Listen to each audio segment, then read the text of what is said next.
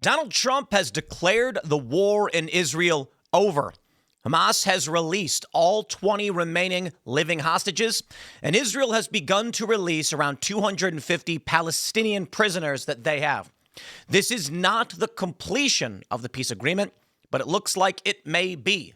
Donald Trump received a standing ovation in the Knesset as politicians in Israel celebrated this tremendous victory. However, those deeply critical of Israel do not see this as a victory, criticizing Donald Trump's speech as he's called for the pardoning of Benjamin Netanyahu, praising Israel first, but more importantly, many of those critical of Israel are saying Israel decimated Gaza, wiped out the assets, belongings, and homes of so many people. To just declare the war over now is to say Israel has won this and will not face any penalty for what they have done in Gaza. You can't have it all, I suppose. Despite this being good, in my opinion, at the very least, that the war is over, there are always going to be people who are very, very angry. Now, those who are pro-Israel are very critical of these people. Of course, this is the way things go, saying that, hey, look, the fighting is stopping. The hostages are getting released. Why aren't you celebrating? Not only are the hostages being released, but Israel's agreed to give up some 10 times or more individuals they have in captivity. Because, my friends, this is deeper than just a regional conflict, an ethnic conflict. This is tribal, international, political, ideological warfare. And for many of the people deeply invested in this, they're never going to accept that there is a ceasefire or potential peace, or that Trump, Marco Rubio, and his team might actually put a stop to the violence in the Middle East. What I want to say is, look, I know it's deeply complicated. I know there are fair points being made on all sides, right? But Donald Trump is the president of peace. He may not be as successful as we'd hoped he'd be in Ukraine, but this is, in my view, incredible. Trump didn't start this conflict, but Trump is negotiating its end. And he flew to Israel. Now, currently, he's on his way to Egypt to solidify the final portions of this peace agreement. Now, it is not done yet. Despite many people saying, congratulations, Mr. President, there is still a bit more that has to be accomplished. So I'm going to go through the peace plan and show you exactly what is left to be accomplished. But in the meantime, the breaking news, this is history, my friends. Shout out to Trump and the administration. I don't know why people can't just give Donald Trump the credit he deserves. Hamas releases all 20 surviving hostages under Gaza's ceasefire deal as Trump arrives in Israel. Now, this is from earlier this morning. As of right now, he's actually, as of the recording of this video, he's flying to Egypt. The Israeli military said Hamas has released all 20 living hostages in its custody, 7 of whom have already re-entered Israel as part of the first phase of a ceasefire deal brokered by President Donald Trump, who arrived in Tel Aviv shortly after the first group was released. In a statement issued on social media, the Israeli Defense Force said, according to information provided by the Red Cross, 13 hostages have been transferred into the custody and are on their way to IDF and ISA forces in Gaza. The release of the 13 remaining hostages comes just hours after Hamas freed 7 other hostages who have already crossed the border into Israel, accompanied by the IDF, who were taken to an initial reception point in southern Israel to reunite with their families.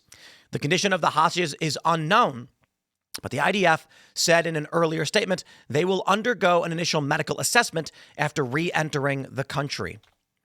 The 7 released hostages have been identified by the Israeli government as Elan Oel, Matan Engrist, Gali Berman, Ziv Berman, Guy Bilboa Dalal, Eitan Moore, and Amri Miran. But no details have been shared about their condition. Israeli officials also released photos of the first group of freed hostages arriving in Israel, reuniting with their families. So I just want to give a major shout out to the Trump administration. Again, I'm not some hyper-partisan guy who's going to sit here and be like, Trump didn't do good enough, or Israel this, Gaza that. Look, man, Trump is doing what Trump can do. I'm not going to downplay the problems that America has in favor of some Israeli conflict, but Trump, he's trying on Ukraine and Russia, give him respect for that, and he's succeeding on Israel and Gaza, and that is what we want more of. There's a lot of people that just can't accept it. But my friends, We got some more updates. I do want to say this before we move on. Go to timcast.com right now. Head over there, click join us. Get in that Discord server, ladies and gentlemen. As a member of the Timcast Discord server, you are joining a massive community, tens of thousands of people, no joke, hanging out, sharing stories, working on projects. You can be a part of something. Everybody's hanging out there, and they're wondering why you aren't hanging out with them. As a member of the Timcast Discord, you get to call in to our uncensored members-only show and talk to us and our guests. It's good stuff. $10 a month or more if you want to support the work that we do, but we rely on you guys being members to make all of this possible. And you can also go to Rumble Premium, use promo code TIM10 for access to the uncensored Rumble Premium content. Let's get back to the news. However, this is the big news on the other side. As of 9 a.m. this morning, of the 250 Palestinian prisoners being released by Israel as part of today's deal, 154 won't be returning to Gaza or the occupied West Bank, but have rather been deported to Egypt. To the Palestinian Prisoners Authority and the Non-Governmental Prisoners Club, the Non-Governmental Prisoners Club said in a statement. Of the 96 others, 88 are being taken to the West Bank and Jerusalem and 8 to Gaza. Hamas had pledged to release the hostages in exchange for 250 prisoners serving life sentences and more than 1,700 detained Palestinians. So now I think you can basically look at the motivation for why Hamas does what they do. Israel is holding thousands of Palestinians. And I'm not saying that there's no reason for them to be held. I'm saying just simply that they are. Hamas took hundreds of hostages. Right now, with 20 alive remaining, releasing them, getting a near tenfold release of Palestinians. This is why many are critical of these deals. Now, Donald Trump, in his speech at the Knesset, says that the president of Israel should pardon Benjamin Netanyahu for his bribery over his bribery charges. He says, hey, I have an idea, Mr. President. Why don't you give him a pardon? Give him a pardon, Trump said during his rousing address to Israeli parliament. By the way, that wasn't in the speech, as you probably know, but I happen to like this gentleman right over here. It just seems to make so much sense. You know, whether we like it or not, this has been one of the greatest wartime leaders. And cigars and champagne, who the hell cares about that? My God. Netanyahu, the longest-serving prime minister in Israeli history, had been indicted in 2019 for charges of breach of trust, bribery, and fraud. I just got to say, I don't fine whatever, maybe, but I think Israel's got to, let's just be nice, okay? Move on from Netanyahu. I was talking with Roseanne about it, and I'm like, this guy has been such bad PR for Israel. And it's funny, they get their PR. I said, I tweeted, why is Israel so bad at the PR game? And then I get these responses from these pro-Israel people being like, because it's not a game, it's survival. And I'm like, oh my, shut up, okay? Calm down. I am talking about literal public relations that everybody has to deal with, okay? It doesn't matter if you're surviving or not. Cringe, okay? Benjamin Netanyahu, I think, has been very, very bad for Israel. And I think they'd benefit greatly if they moved on. Now, Donald Trump delivered remarks in the White House Knesset saying that, let me just play we'll roll tape for you guys. You can hear it straight from Trump himself. After 2 harrowing years in darkness and captivity, 20 courageous hostages are returning to the glorious embrace of their families, and it is glorious. 28 more precious loved ones are coming home at last to rest in this sacred soil for all of time. And after so many years of unceasing war and endless danger, today the skies are calm, the guns are silent, the sirens are still, and the sun rises on a holy land that is finally at peace, a land and a region that will live, God willing, in peace for all eternity. Somehow I don't believe that, Mr. President, but I respect your attempts. He went on to say, Marco Rubio may go down as the greatest Secretary of State in history. Look at this. Also here, that's right.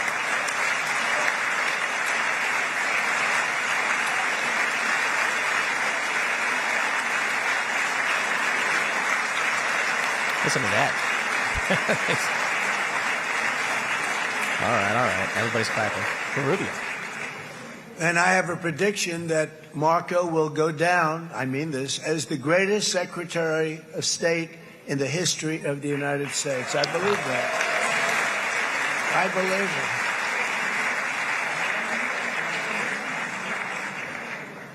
it. And he and I, we really fought it out. You remember, he was tough. He was nasty. Who the hell thought this was going to happen, Marco, right? And now I'm saying he's going to go down as the greatest. He will. He was always smart and sharp, and people respect him. There you go. But it's not over yet. This is a 20-point peace plan. So let's take a look at the map and see where we currently are. First, Gaza will be will be a de-radicalized terror-free zone that does not pose a threat to its neighbors.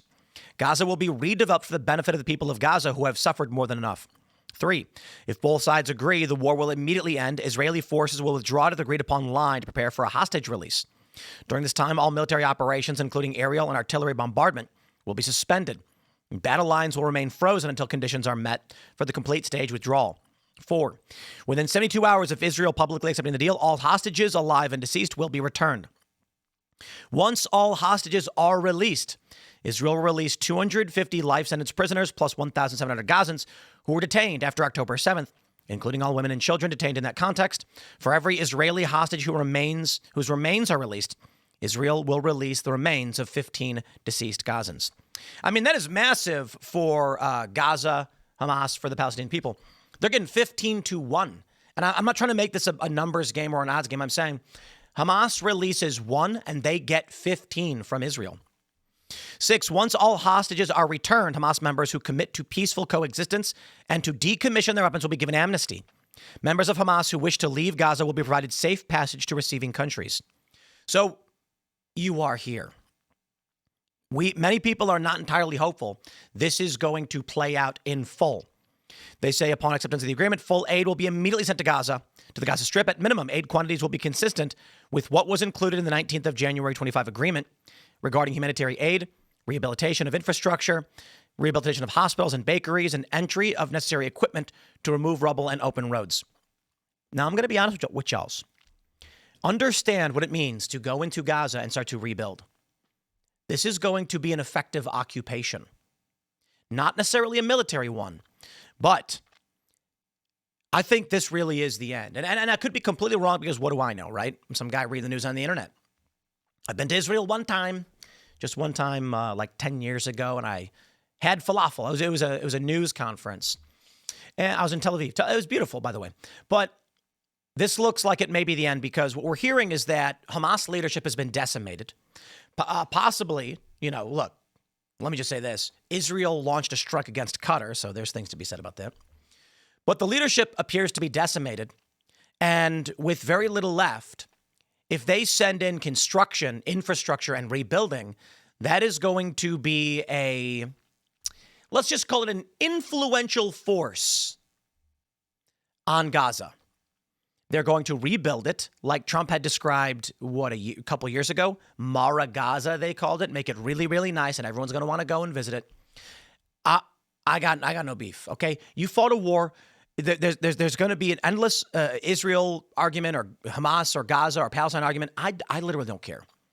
I am for neither, okay? I'm not playing these games. A war happened, right? We are the United States of America. Trump is brokering a peace agreement. That's all I care about. I care about what our elected leader is doing to bring peace, to stop wars, and he's done a tremendous job. And if the end result is 10 years from now, Gaza is a beautiful resort strip, and people are living in luxury and wealth, hopefully, right? Then, okay, that's good. The question is, why are the anti-Israel people so angry? Now, again, they say Gaza will be governed under a temporary transitional governance of a technocratic, apolitical Palestinian committee. That's interesting. A Trump economic development plan to rebuild and energize Gaza will be created. A special economic zone will be established with preferred tariff and access rates. No one will be forced to leave Gaza.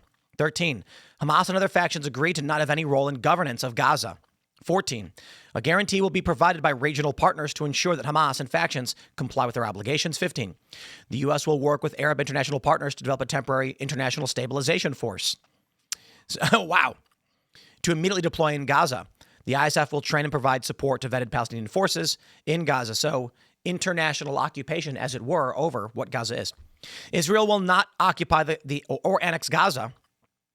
As the ISF establishes control and stability, the IDF will withdraw.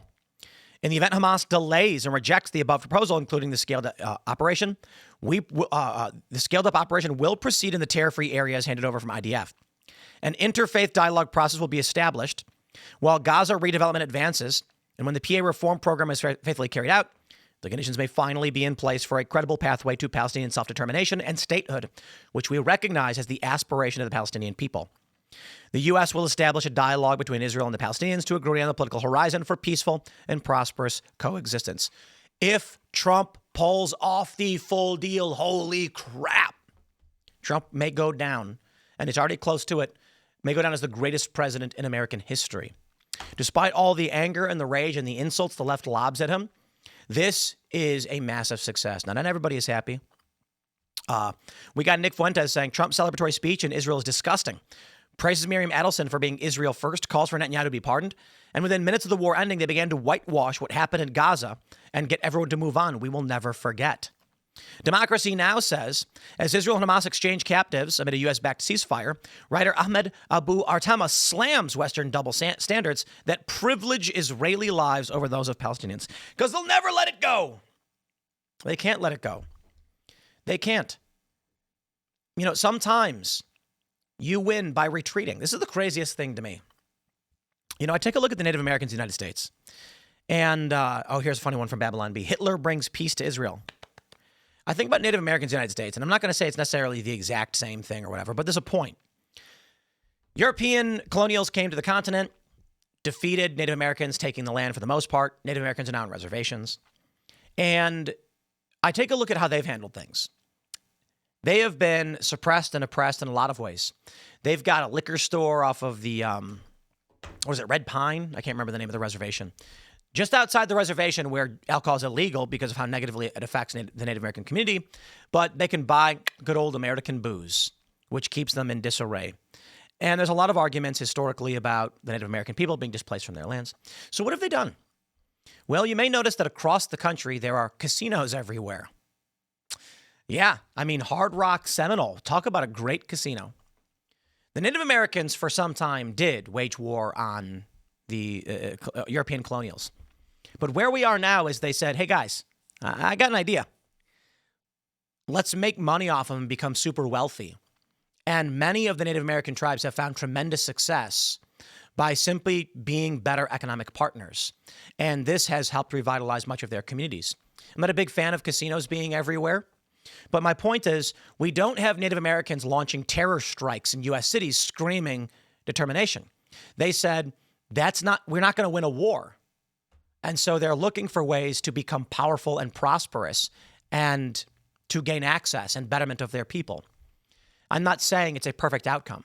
I am not saying it is the honor of the Native American tribes and what they always strived for. I'm saying they have navigated the system through intellect and cunning to make themselves more prosperous, which allows them to buy up more land and basically win back. And they are winning back. What we see with Israel-Palestine is just constant shooting. But Gaza, Palestine was never going to win a ground war against Israel backed by Western forces. I am not saying it's a good position for them. I'm not saying Israel is good. I'm saying you've got to be strategic in how you win back the land and navigate within these systems. And maybe it's not possible, maybe it's a challenge, but I can certainly say what's been going on for the past several years ain't the way to do it. And now this war may be the end, effectively, of Hamas. They've been decimated, wiped out. I'll tell you what I think. Israel just won the war. You know, the narrative comes out that it's a peace agreement between two sides, but I think Israel just went and flattened everything and killed everybody. And now there's just a surrender. And they're calling it a ceasefire agreement and a peace agreement between both sides. And I'm like, I kind of think Israel just went in and wiped them out. You know, it is what it is. I don't like war. I don't want war. But here we stand, Trump negotiating a peace agreement. So all I can say is I don't care long-term about Israel. I care about the United States. And so I look at Trump's efforts in the Middle East and I say, good job, Mr. President. Foreign policy, this is your purview. I appreciate it. Better foreign policy than any president I've seen in my lifetime. I also appreciate him securing our borders working to fix the American economy. I'm a big fan of the tariffs. No matter what anyone will say, these graphs go up, people can, because they have no idea what they're talking about. But graph go down with tariff. It is about the American dream. It is about building American infrastructure. It is about restoring American manufacturing and culture. It is about people in this country being able to sustain themselves. I say Trump is doing a tremendous job. He's the best president of my lifetime for all his faults and all his errors, whatever you want to say. This is fantastic news. My friends, there's a lot more to talk about as it pertains to what's going on. We don't know if we're out of the woods just yet. So smash the like button, share the show with everyone you know. Stay tuned. We got more coming up for you throughout the day. I am back in beautiful West Virginia. The show will go on. Hope you all had good fun hanging out over the past couple of weeks as we traveled about the country. Follow me on X and Instagram at Timcast, and we will see you all in the next segment.